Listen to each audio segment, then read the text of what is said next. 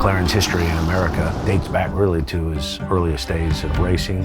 We were dominant in Can-Am, winning championships multiple times, both with Bruce, Denny Hulme, Dan Gurney, legendary drivers. And then, of course, good old Johnny Rutherford, the Lone Star.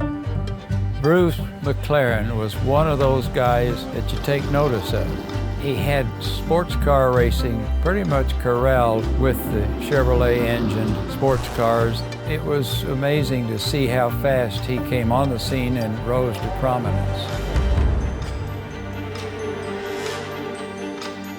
The McLaren Elva is the purest driving car that they've made to date. The lightest, the fastest, 814 horsepower. There's this minimalist design directly from the Can-Am era. Open cockpit, wind hitting you in the face. It has a very nostalgic and kind of retro feel to it. The feeling I get when I sit in my McLaren, it lets me be the little boy that always wanted to be a Formula One driver. The sound, the engagement, you feel everything through the seat, through your hands. It's a very connected vehicle. I think one of the cool things with McLaren is it's really a race team that started building road cars. The simplicity of them and how well built they are, it's outstanding.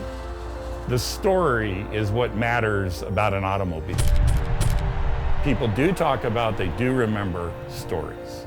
If you think of the IndyCar drivers that have won in the old Elva, and you start thinking of the other race car drivers that were around at the time that Bruce McLaren was driving, when this car does launch, there's going to be a lot of old souls around it.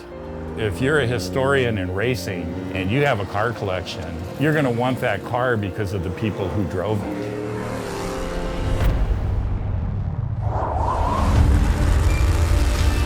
The Elva is quite a collector's car and very limited edition. Anything that we do that's low volume, it historically is appreciated quite a bit in decades to come. I think it'll be something that people remember as a very special, very fast, great looking car.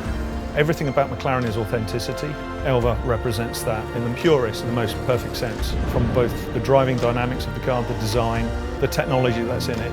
I have no doubt that the 149 Elvas in 10 to 15 years will be iconic cars.